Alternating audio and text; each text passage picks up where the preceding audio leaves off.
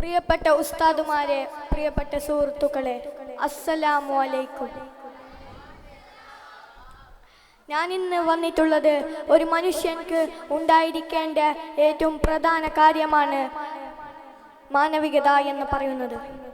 മാനവികത എന്ന് പറഞ്ഞാൽ മനുഷ്യനെ മനുഷ്യനായി ബഹുമാനിക്കുകയും അവൻ്റെ അവകാശങ്ങൾ സംരക്ഷിക്കുകയും ജീവനും മാനവും സുരക്ഷിക്കുകയും ചെയ്യുക എന്നതാണ്.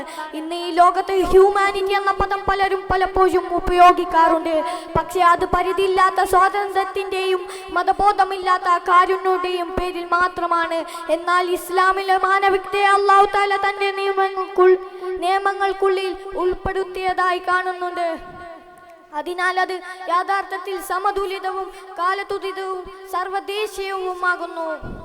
ഖുർആൻ പറയുന്നു, വലഖദ് കറംന ബനി ആദം, നാം ആദം സന്തതിയെ ബഹുമാനിക്കുക. ഈ ആയത്ത് നമുക്ക് ഓർമ്മിപ്പിക്കുന്നത് മനുഷ്യന്റെ ബഹുമതി ജന്മസിദ്ധമായതാണ്. മതം, ജാതി, ഭാഷ, വർഗം എന്നിവയുടെ അടിസ്ഥാനത്തിൽ ആരെയും അവഹേളിക്കാൻ പാടില്ല. കാരണം പ്രവാചകൻ തൻ്റെ ജീവിതത്തിൽ ഒരാളെയും അവഹേളിച്ചിട്ടില്ല. ഇസ്ലാമിക പ്രഥമാടിസ്ഥാനം ജീവന്റെ ബഹുമാനമാണ്. അല്ലാഹു തആല പറയുന്നു, ഒരാളെ അനീതിയായി കൊല്ലരുത്. കൊന്നാൽ ലോകത്തുള്ള എല്ലാ മനുഷ്യരെയും കൊല്ലുന്നത് പോലെ തന്നെയാണെന്നാണ്.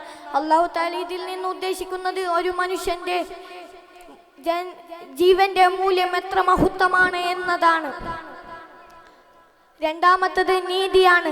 നബി തങ്ങൾ പറയുന്നു, ഒരാളെ അനീതിയായി കൊല്ലരുത്, ജീവനും മാനവും സുരക്ഷിക്കുക, അതാണ് പ്രധാനം. നാലാമത്തത് കരുണയും സഹാനുഭൂതിയുമാണ്. നബി തങ്ങൾ പറയുന്നു, ലോകത്തുള്ള എല്ലാവരോടും നിങ്ങൾ കരുണ കാണിക്കുക, എന്നാൽ ആകാശത്തുള്ളവൻ നിങ്ങൾക്കും കരുണ കാണിക്കും. നാലാമത്തത് സാമൂഹ്യ ഉത്തരവാദിത്വമാണ്. ഇസ്ലാമിൽ മാത്രം കാരുണ്യം മാത്രം ഒതുങ്ങുന്നില്ല, അത് സമൂഹത്തെ ഉയർത്തുന്ന രീതിയിൽ പ്രവർത്തിക്കുന്നു. ഇത്രയും പറഞ്ഞുകൊണ്ട് ഞാൻ എൻ്റെ വാക്കുകൾ നിർത്തുന്നു. അസ്സലാമു അലൈക്കും.